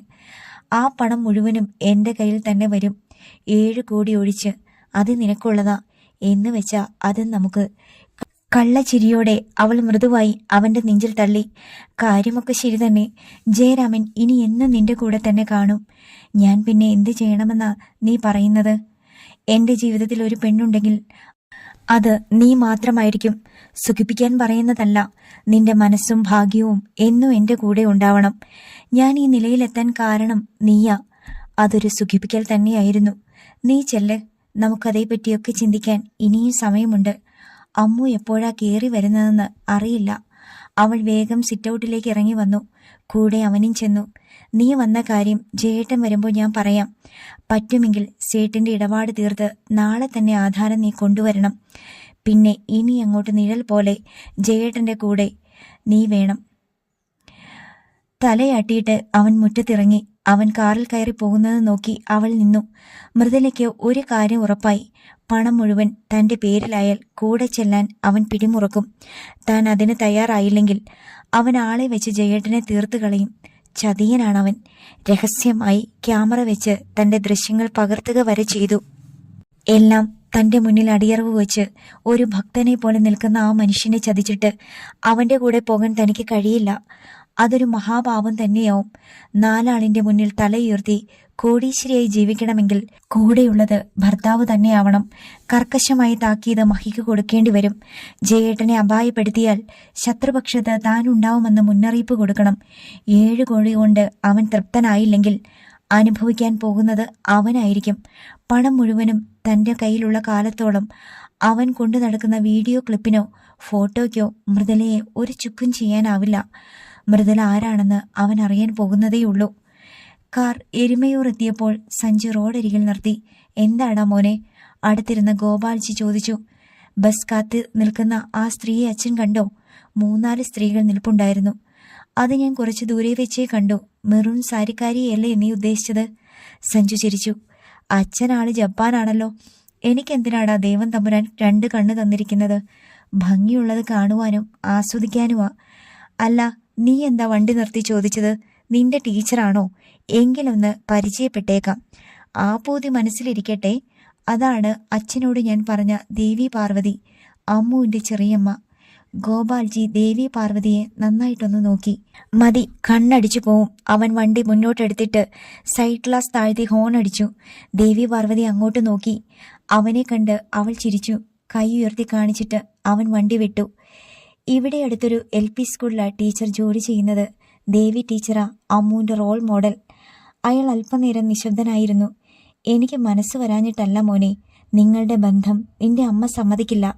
അവൾ വീട്ടിൽ നിന്നിറങ്ങിപ്പോയാൽ അച്ഛൻ തകർന്നു പോകും. അവൻ ചിരിച്ചു. അങ്ങനെയൊരു സീൻ ഒരു കാലത്തും ഉണ്ടാവില്ലെന്ന് അച്ഛന് ഞാൻ വാക്ക് തരുന്നു. അതുകൊണ്ടല്ലേ ഓരോ കാര്യവും അച്ഛനോട് ഞാൻ ഷെയർ ചെയ്യുന്നത്. അച്ഛനെ മറച്ചു വെച്ച് ഒന്നും ഞാൻ ചെയ്യില്ല. അമ്മയെ ഞാൻ വേദനിപ്പിക്കുകയില്ല. നിന്റെ ഈ മനോഭാവമാണ് എന്നെ വേദനിപ്പിക്കുന്നത്. നിങ്ങൾ ഒന്നിച്ച് ജീവിക്കേണ്ടവരാണെന്ന് എനിക്ക് ബോധ്യം വന്ന കാര്യമാണ്. അവൾ മിടുക്കിയ. അവളുടെ പഠിപ്പിന് അയാൾ മാറ്റിവെച്ച പണം തിരിച്ചു കിട്ടിയ നിലയ്ക്ക് അവളെ മെഡിസിന് വിടുമെന്ന് ഉറപ്പാ. അതുണ്ടാവൂ അച്ഛാ. ഒരു സാധാ വീട്ടിലെ പെണ്ണാണെങ്കിൽ പോലും അവൾ ഡോക്ടറാണെങ്കിൽ നിന്റെ അമ്മ എതിര് പറയില്ല. ഇതെങ്ങനെയാടാ മോനെ? എനിക്കതറിയാം അച്ഛാ. അവളെ കെട്ടാമെന്ന് പറഞ്ഞു വെച്ച പയ്യനുമായി അമ്മയ്ക്ക് അവിഹിതം. മകൾക്ക് അതൊരു ബ്ലാക്ക് മാർക്ക് തന്നെ. ഇനി വീടും പുരയിടവും തിരിച്ചു പിടിക്കാനുള്ള നീക്കമല്ലേ നടക്കുന്നത്? അതിൽ ജയരാമൻ ജയിച്ചെന്നിരിക്കട്ടെ, ആ സ്ത്രീയെ അയാൾ എന്തു ചെയ്യും? അതേപ്പറ്റി നീ ആലോചിച്ചിട്ടുണ്ടോ? അവൻ ഡ്രൈവിങ്ങിൽ ശ്രദ്ധിച്ചിരുന്നു. അച്ഛൻ്റെ മനസ്സറിയട്ടെ. മക്കളുടെ ഭാവിയോർത്ത് ജയരാമൻ ഭാര്യയുടെ സ്വഭാവ ദൂഷ്യം പുറത്തുവിടാതിരിക്കുവോ? എങ്കിൽ നിന്റെ അമ്മ നിങ്ങളുടെ വിവാഹത്തിനെതിരെ പറയില്ല. അയാൾ പ്രതീക്ഷ പ്രകടിപ്പിച്ചു. അവളുടെ അച്ഛൻ മക്കളെ ഓർത്ത് മൗനം പാലിച്ചെന്ന് വരും. പക്ഷേ അവൾ ആ സ്ത്രീയെ പച്ചയ്ക്ക് കത്തിക്കും. അവൾക്കൊരു ജീവിതം വേണമെന്ന വീണ്ടുവിചാരമൊന്നും അവൾക്കുണ്ടാവില്ല. അവളൊരു സാധാരണ പെണ്ണല്ല. നീ അവളോടൊന്ന് സംസാരിക്ക്. നമുക്കിത് മൂടി വെച്ചേ പറ്റൂ. നീ പറഞ്ഞാൽ അവൾ അനുസരിക്കും. നിങ്ങളുടെ കല്യാണം കഴിഞ്ഞാൽ പിന്നെ അങ്ങോട്ട് പോകാതിരുന്നാൽ പോരെ? ആ സ്ത്രീയെ മറന്നേക്കണം. അവൻ മൂളി. ഒരു പ്രശ്നത്തിന് പോകരുതെന്ന് ജയരാമനോടും പറയണം. മക്കൾക്ക് വേണ്ടി അയാൾ അതിന് തയ്യാറാവും. 2 പെൺമക്കളുടെ ഭാവിയേക്കാൾ വലുതായി എന്താണുള്ളത്? അതും മക്കൾക്ക് വേണ്ടി ജീവിക്കുന്ന ഒരാൾ. കാർ ചെന്ന് ഓഫീസിന് മുന്നിൽ നിന്നു. ശരി മോനെ, പിന്നെ നീ വാങ്ങിയ 50,000 രൂപ ജയരാമന്റെ കയ്യിൽ നിന്ന് വാങ്ങി തന്നേക്കണം. അവൻ ചിരിച്ചു. കാശിന്റെ കാര്യത്തിൽ അച്ഛന്റെ പിശുക്ക് എനിക്കറിയില്ലേ. ഡോർ തുറന്ന് ഗോപാൽജി ഇറങ്ങിപ്പോയി. അച്ഛൻ പറഞ്ഞതൊന്നും നടക്കാൻ പോകുന്നില്ലെന്ന് സഞ്ജു ഓർത്തു. തനിക്കത് അവളോട് പറയാൻ പറ്റുന്ന കാര്യവുമല്ല. അമ്മു ഇപ്പോഴേ തയ്യാറാക്കി വെച്ച ക്ലൈമാക്സ് തന്നെ പോലും ഞെട്ടിച്ചു കളഞ്ഞു. അത്രയ്ക്ക് പകയാണ് അവൾക്ക് ആ സ്ത്രീയോടുള്ളത്. സ്വന്തം ജീവിതത്തെക്കാൾ അവൾ വലുതായി കാണുന്നത് അച്ഛനെയും ദേവി ടീച്ചറിനെയും ഒന്നിപ്പിക്കുകയാണ്. അച്ഛനോട് മകൾ ചെയ്യുന്ന കടമയെന്നാണ് അവൾ അതിനെ വിശേഷിപ്പിച്ചത്. ദേവി ടീച്ചറെ അച്ഛന് കാണിച്ചു കൊടുത്തത് അത് മനസ്സിൽ വെച്ചാണ്. അമ്മ ജീവിച്ചിരിക്കുമ്പോൾ ഏച്ചുകെട്ടിയ ബന്ധത്തിന് അച്ഛൻ ഒരു പരിഗണനയും കാണിച്ചില്ല. ഇനി അങ്ങോട്ട് ഒന്നും ആരുടെയും നിയന്ത്രണത്തിലല്ലെന്ന് അവന് മനസ്സിലായി. വരുന്നിടത്ത് വെച്ച് നേരിടുക, അത്ര തന്നെ. വൈകുന്നേരം 4 മണിയോടെ ജയരാമൻ ബൈക്കിൽ വീട്ടുമുറ്റത്ത് വന്നിറങ്ങി. മൃദുലേ, നീട്ടി വിളിച്ചുകൊണ്ട് അയാൾ സിറ്റൗട്ടിൽ കയറി കസേരയിൽ ചെന്നിരുന്നു. അല്പസമയം കഴിഞ്ഞപ്പോൾ ഒരു ഗ്ലാസ് ചായയുമായി മൃദുല പുറത്തു വന്നു. അയാളുടെ ചിരി കണ്ടപ്പോൾ വീട് ഇഷ്ടമായെന്ന് അവൾക്ക് മനസ്സിലായി. നീ ഇരിക്കെ, ഗ്ലാസ് വാങ്ങി അയാൾ പറഞ്ഞു. അവൾ ഇരുന്നു. കോട്ടപ്പടിയിലാണെന്ന് പറഞ്ഞെങ്കിലും ഗുരുവായൂർ അമ്പലത്തിലേക്ക് നടന്നു പോകാനുള്ള ദൂരമേ ഉള്ളൂ. മമ്മിയൂരിനും അധികം ദൂരമില്ല. ഗുരുവായൂരപ്പനാടി ആ സമയത്ത് സൂരജിനെ കൊണ്ട് വിളിപ്പിച്ചത്. വീടെങ്ങനെയുണ്ട്? നീ കണ്ടിട്ട് അഭിപ്രായം പറ. സൂരജ് നിന്നെ കാണിക്കാൻ ഫോണിലെടുത്തു തന്നു. പോക്കറ്റിൽ നിന്ന് സെൽഫോൺ എടുത്ത് ഗ്യാലറിയിൽ നിന്ന് മനോഹരമായൊരു വീടിന്റെ ചിത്രമെടുത്ത് ജയരാമൻ അവളുടെ നേരെ കാണിച്ചു. മൃദുലയുടെ കണ്ണുകൾ അത്ഭുതം കൊണ്ട് വിടർന്നു. ഇതോ വീട്, നീ വാങ്ങി നോക്ക്. അവൻ അകത്തും പുറത്തുമായി കുറേ ഫോട്ടോ എടുത്തു. അവൾ ഫോൺ വാങ്ങി ഓരോരോ ചിത്രങ്ങളായി നീക്കി നോക്കി വിസ്മയം പൂണ്ടിരുന്നു. ഇതെന്തൊരു കിച്ചണാ! അമേരിക്കക്കാരൻ പണിത വീടല്ലേ മൃദുലേ? വല്ലതിനും കുറവ് വരുത്തുമോ? ഇറക്കുമതി ചെയ്ത സാധനങ്ങളാ കിച്ചണിൽ കാണുന്നത്. ലോക നിലവാരമുള്ളത്. ഗുരുവായൂര് ഇങ്ങനെയൊരു വീടില്ലെന്നാ ഉടമ തട്ടിവിട്ടത്. അത് കള്ളമൊന്നുമല്ലെന്ന് സൂരജ് പറഞ്ഞു. സഞ്ജു എന്ന് ജയരാമന്റെ നാവിൻ തുമ്പിൽ വന്നെങ്കിലും അയാൾ തട്ടിക്കഴിച്ചു നിന്നു. ഇതെന്താ, സ്വിമ്മിംഗ് പൂളുമുണ്ടോ? ഇങ്ങനൊരു വീടിന് അത് കാണില്ലേ? ബെഡ്റൂം 5 എണ്ണമുണ്ട്. മൊത്തം 3000 സ്ക്വയർ ഫീറ്റ്. കുടിലിൽ നിന്നിറങ്ങിയാൽ കൊട്ടാരത്തിൽ വേണം ചെന്ന് കയറാൻ. കൊട്ടാരത്തിൽ നിന്നിറങ്ങിയാൽ ചെന്ന് കയറേണ്ടത് ദേവലോകത്തും. ജയരാമൻ ഇളകിച്ചിരിച്ചു. അമൃത വന്ന് സിറ്റൗട്ടിലെ സംസാരത്തിന് കാതോർത്ത് ചിരിയോടെ ഹാളിൽ നിൽപ്പുണ്ടായിരുന്നു. ദേവലോകമെന്ന് ഞാൻ ഭംഗിവാക്ക് പറഞ്ഞതല്ല. വീടിന്റെ പേര് അങ്ങനെയാ, ദേവലോകം. നേരിൽ വന്ന് കാണാതെ തന്നെ വീട് എനിക്കിഷ്ടപ്പെട്ടു. അതുപോരാ, അഡ്വാൻസ് കൊടുക്കാൻ പോകുമ്പോൾ നീ കൂടി വന്നേ പറ്റൂ. വരാം. വില എങ്ങനെ? ഫോൺ കൊടുത്തിട്ട് അവൾ ചോദിച്ചു. 5 C, അതിലൊരിളവുമില്ല. വൈഫ് വന്ന് കണ്ടാൽ ഉടൻ അഡ്വാൻസ് തരുമെന്ന് പറഞ്ഞിട്ടാ ഞാൻ വന്നത്. സൂരജ് എന്നെ തട്ടിക്കേറ്റി കൊമ്പത്തിരുത്തിയാ പരിചയപ്പെടുത്തിയത്. ആരോ ഒരാൾ 4:45 പറഞ്ഞു. അയാൾക്ക് അങ്ങനെ വിറ്റ് കളഞ്ഞിട്ട് പോകേണ്ട കാര്യമൊന്നുമില്ല.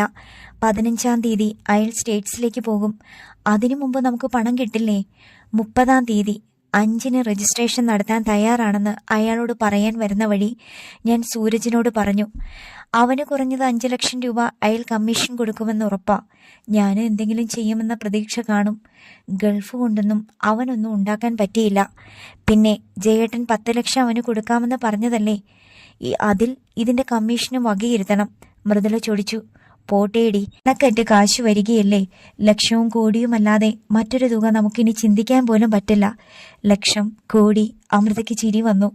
ഇപ്പോൾ ഈ വീട്ടിൽ മുഴങ്ങുന്ന 2 വാക്കുകൾ അതാണ്. ശ്വസിക്കുന്നത് ലക്ഷമെങ്കിൽ പുറത്തു വിടുന്ന വായു കോടിയാണ്. കേട്ട് കേട്ട് കാത് തഴമ്പിച്ചു. ഒരു കാർ ഗേറ്റ് കടന്നു വന്നു നിന്നു. മൃദുല എഴുന്നേറ്റു. ആരാണാവോ? ഡോർ തുറന്ന് കക്ഷത്ത് ഡയറി വെച്ച ഒരാളും മറ്റൊരാളും ഇറങ്ങി. ഇതാ തൃശ്ശൂരെ ബ്രോക്കർ ശിവദാസന. രാവിലെ ഞാനും സൂരജും ഇയാളെ കണ്ടിട്ടാ പോയത്. ഇത്ര പെട്ടെന്ന് ആളുമായി വരുമെന്ന് കരുതിയില്ല. ജയരാമൻ എഴുന്നേറ്റു. മൃദുല അകത്തേക്ക് പോയപ്പോൾ അമൃത അവിടെ കാത്തു നിൽപ്പുണ്ട്.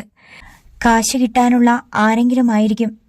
എവിടെ നിന്നൊക്കെയാ വരുന്നതെന്ന് ദൈവത്തിനെ അറിയൂ. അവൾ പരിഹസിച്ചു. നിർത്തടി, നിന്നോടാരും പണം ചോദിച്ചു വരാതിരുന്നാ പോരെ. ആവശ്യമില്ലാത്ത കാര്യങ്ങളിൽ തലയിടാൻ വരണ്ട. ചോദിക്കുന്നതെന്തിനാ? അനുഭവിച്ചാ പോരെ. നീയൊന്നു വാ.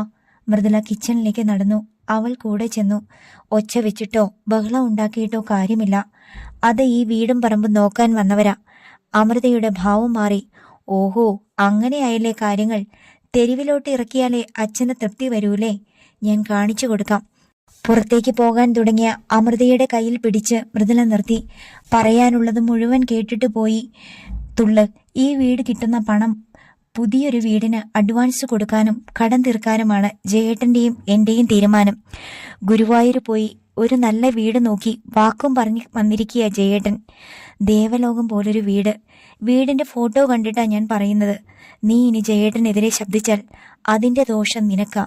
അത് മനസ്സിൽ വെച്ചാൽ നിനക്ക് നല്ലത്. നീ പ്ലംബർ ജയരാമനെന്ന് വിളിച്ചതൊന്നും ജയേട്ടൻ മറന്നിട്ടില്ല. മുഖത്ത് പേടി വരുത്തി അമൃത നിന്നു. അവൾ അടങ്ങിയത് കണ്ടപ്പോൾ മൃദുലയ്ക്ക് സന്തോഷമായി. മൃദുലേ, ജയരാമന്റെ വിളി വന്നു. അവൾ വേഗം സിറ്റൗട്ടിലേക്ക് ചെന്നു. അവിടെ സംസാരം നടക്കുകയാണ്.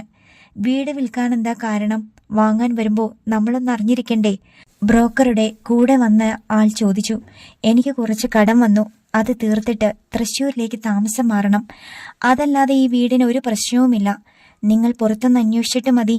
എന്താ ജയേട്ടാ, നീ ആ ആധാരം എടുത്തോണ്ട് വാ. അവർക്കൊന്ന് കാണണമെന്ന്. മൃദുല ഞെട്ടിപ്പോയി. പതിയെ അവൾ അകത്തേക്ക് വലിഞ്ഞു. അമൃത സ്റ്റെയർ കേസ് കയറി പോകുന്നത് കണ്ടു. എന്റെ ദൈവമേ, ഞാനിനി എന്ത് ചെയ്യും? മൃദുല മുറിയിൽ കയറി നിന്ന് നെഞ്ചുരുകി. വീട് വിൽക്കാൻ തീരുമാനിച്ച ഉടൻ ആള് വരുമെന്ന് കരുതിയതാണോ? 1-2 ദിവസത്തെ സാവകാശം കിട്ടുമെന്ന് പ്രതീക്ഷിച്ചു. അവൾ സെല്ലെടുത്തു. മഹേഷിന്റെ നമ്പറിൽ വിളിച്ചു. റിങ് ചെയ്ത ഉടൻ കോൾ കട്ടായി. വിറയൽ കാരണം നിലത്ത് നിൽക്കാനാവാതെ മൃദുല കട്ടിലിൽ ചെന്നിരുന്നു. ഉൾച്ചൂടിൽ അവൾ വിയർക്കാൻ തുടങ്ങി. സമയം കടന്നു പോവുകയാണ്. മൃദുലേ, ജയരാമന്റെ വിളി ഹാളിൽ നിന്ന് വന്നു. അവൾ ചാടി എഴുന്നേറ്റ് അലമാര തുറന്നു. കള്ളിയെപ്പോലെ വെറുതെ തുണികൾ വലിച്ചിട്ട് അവൾ പരതാൻ തുടങ്ങി. ജയരാമൻ മുറിയിൽ വന്നു. ഇതുവരെയും കിട്ടിയില്ലേ? ഞാൻ ഈ ഫയലിൽ വെച്ചിരുന്നതാ. നീ എന്തായി പറയുന്നേ? ആധാരം അത്ര നിസ്സാരമായി കൈകാര്യം ചെയ്യേണ്ടതാണോ? അതെവിടെ പോകാനാ? അവിടെ എവിടെയെങ്കിലും കാണും. ഒരു ഡോസ് കൊടുക്കുക മാത്രമേ അയാൾ ഉദ്ദേശിച്ചിരുന്നുള്ളൂ. പെട്ടെന്നൊരു ബുദ്ധി അവളുടെ മനസ്സിൽ മിന്നി. അയ്യോ, ഞാൻ ഇപ്പോഴാ ഓർത്തത്. 2 വർഷത്തെ കരമൊടുക്കാനുണ്ടായിരുന്നു. രസീത് കാണാതെ വന്നപ്പോ മഹി ആധാരവുമായിട്ടാ പോയത്. അവനത് കൊണ്ടുതരാൻ മറന്നു. ഞാനും മറന്നു. അവള് വലിയൊരു കണ്ടുപിടുത്തം നടത്തിയ മട്ടിൽ ചിരിച്ചു. ആധാരമെടുത്ത് അങ്ങനെ ആരുടെയെങ്കിലും കയ്യിൽ കൊടുക്കാമോ? മഹി ആയതുകൊണ്ട് സാരമില്ല. എത്രയും പെട്ടെന്ന് അതിങ്ങ് കൊണ്ടുവരാൻ അവനോട് വേഗം വിളിച്ചു പറ. ഇനി ആരൊക്കെ വന്നാലും വീട് കണ്ടു ബോധ്യമായാൽ ആധാരം ചോദിക്കും. ഒരു ഉത്തരവാദിത്വവുമില്ലാത്ത പെണ്ണ്. ജയരാമൻ തിരിഞ്ഞു നടന്നു. അയാൾക്കതൊരു പിടിവള്ളിയായിരുന്നു. ഇനി അവനോട് തന്നെ നേരിട്ട് ചോദിക്കാം. നെഞ്ചിനുള്ളിൽ കുരുങ്ങിപ്പോയ ശ്വാസം പുറത്തേക്ക് തള്ളി മൃദുല കട്ടിലിൽ ചെന്നിരുന്നു. മൃദുലയുടെ 2ാമത്തെ കോളും കട്ട് ചെയ്തിട്ട് മഹേഷ് ഭാമിനിയുടെ മുഖത്തേക്ക് നോക്കി. സെറ്റിയിൽ അവന് അഭിമുഖമായാണ് ഭാമിനി കനത്ത മുഖവുമായിരുന്നത്. മമ്മിക്കരികിൽ കാലിനുമേൽ കാൽ കയറ്റിവെച്ച് സോനു ഇരുന്നു. അന്ന് ഞാൻ അങ്ങനെ പറഞ്ഞത് ശരിയാ, പക്ഷേ ഇപ്പോ അതിന് ഞാൻ തയ്യാറല്ല. ഭാമിനി എല്ലാം കേട്ടിട്ട് വെട്ടി തുറന്നു പറഞ്ഞു. മഹേഷിന്റെ മുഖം വിളറിപ്പോയി. വലിയ പ്രതീക്ഷയോടെയാ ഞങ്ങൾ ഈ പടത്തെ കണ്ടത്. എന്റെ ആ പ്രതീക്ഷകളൊക്കെ തെറ്റി. ഇതിപ്പോ 3 തവണയായി ഷൂട്ടിംഗ് മുടങ്ങിയിട്ട്. ഞാൻ തരുന്ന 1.5 കോടി കൊണ്ട് പടം പൂർത്തിയാവാനും പോകുന്നില്ല. അതിലേക്ക് ഞാനെന്തിന് എന്റെ കുടുംബസ്വത്ത് വിറ്റുകിട്ടിയ പണം കൊണ്ടുവന്ന് കലക്കിക്കളയണം? ഭാമിനി പരിഹസിച്ച് ചിരിച്ചു. പടം നിന്നുപോയെന്നാണ് മമ്മി വിശ്വസിച്ചിരിക്കുന്നതെന്ന് എനിക്ക് മനസ്സിലായി. അത് മമ്മിയുടെ തെറ്റിദ്ധാരണ മാത്രമാണ്. മമ്മി അന്നങ്ങനെ സോനുവിനെ വിട്ട് പറഞ്ഞതുകൊണ്ട് മാത്രം ഞാൻ മമ്മിയെ കാണാൻ വന്നു. ഞാൻ എന്റെ തീരുമാനം പറഞ്ഞു. എഗ്രിമെന്റ് പ്രകാരം സോനു വന്ന് അഭിനയിക്കും. മറ്റൊരു ഡീലിനും ഞാനില്ല. ഭാമിനി പറഞ്ഞു നിർത്തി. ശരി, അങ്ങനെ ആയിക്കോട്ടെ. സോനുവിനെ നോക്കിയിട്ട് മഹേഷ് എഴുന്നേറ്റ് പുറത്തേക്ക് പോയി. മമ്മിക്കും മോൾക്കും മഹിയെ അറിയില്ല. അവൻ പല്ലുകൾ ഞെരിച്ചു. ഹോട്ടൽ റൂമിലെ സ്റ്റെയർകേസ് ഇറങ്ങുമ്പോൾ മൃദുലയുടെ അടുത്ത കോൾ വന്നു. അവൻ കോളെടുത്തു. നീ എന്തിനാ വിളിച്ച് കയറ് പൊട്ടിക്കുന്നത്?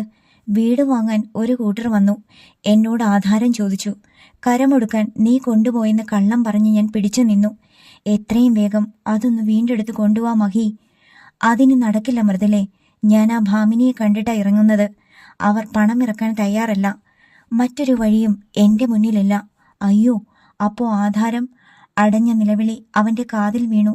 നീ അത് മറന്നേക്ക്. മഹേഷ് കോൾ കട്ട് ചെയ്തു. അവൾക്ക് അവളുടെ വഴി. കയ്യിലുള്ള പണം കൊണ്ട് എനിക്ക് പടമിറക്കണം. ജയരാമന്റെ ഔദാര്യമായ 7 കോടിയേക്കാൾ പടം കൊണ്ട് ഞാൻ നേടും. വീണ്ടും മൃദുല വിളിക്കാതിരിക്കാൻ അവൻ ഫോൺ സ്വിച്ച് ഓഫ് ചെയ്ത് പോക്കറ്റിലിട്ടു. അടുത്ത ഭാഗം നാളെ.